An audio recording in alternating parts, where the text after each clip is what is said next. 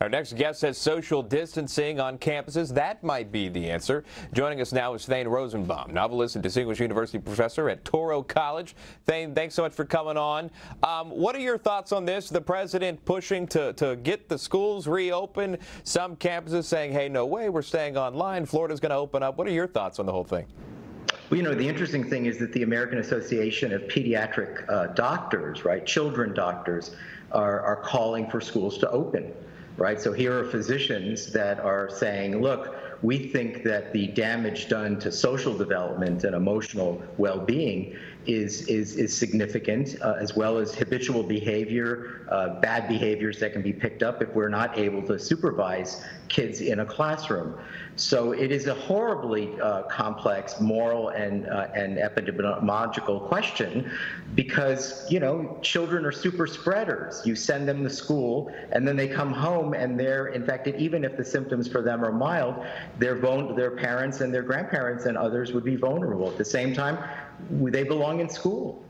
Thane, as you know, there's a giant teachers union, right? And the president of it saying, hey, it's not safe enough to open schools to return this fall. There are people on the other side saying returning to school is crucial. Your thought on that, how valued is it to get these students back on classes, even if there's a safe way to do it? Do they need to be back together? Well, the first point that you raise is a good one about the unions, because I'm speaking now as a faculty member who's 60 years old. It's true that the faculties don't want to go back. Teachers don't want to go back because they all feel vulnerable. They know the students aren't, but they themselves are vulnerable. So whenever you hear a statistic about how the unions are taking a position, or college professors, you should keep in mind that's part of what's going on. I think also teachers are of the view, hey, we've already worked this virtual classrooms on the internet, and so we're getting good at it, so why don't we at least continue until a vaccine is found? But I think that, look, there is a very strong argument. What does education mean? We're already concerned that our students spend all their time in front of screens and have become zombies. We've been saying this for years. We want them to be socialized, that Facebook as a social network is a misnomer. There's nothing really social about it. Socialization means being together with people.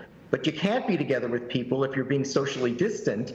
On the one hand, they're thinking of opening up. Some schools are saying, we'll only allow 50% of the students in, so all the students will be properly separated. Well, that's not much socialization either. The colleges are taking the position that we'll only have 50% of the students, and students will live in single dorms. Living in single dorms is, not quite a prison, but if you're confined to your dorm as part of a quarantine, there's not much socialization there. Thane, what's your school doing? Do you have a plan yet? Yeah, we're pretty much going all virtual. The good news here for us was that we were doing it before, not all, but we were good at it from the beginning. And there are some people that are saying, I may be one of them, that, especially for small classes where you can see all the students on the screen. Large classes, you can't, but small, the student is alert. They can't really go to sleep if you're watching them on screen. So the smaller classes have shown to have some success. But, look, remember, universities charge a lot of money for tuition, and school property taxes for public schools is very high in certain communities.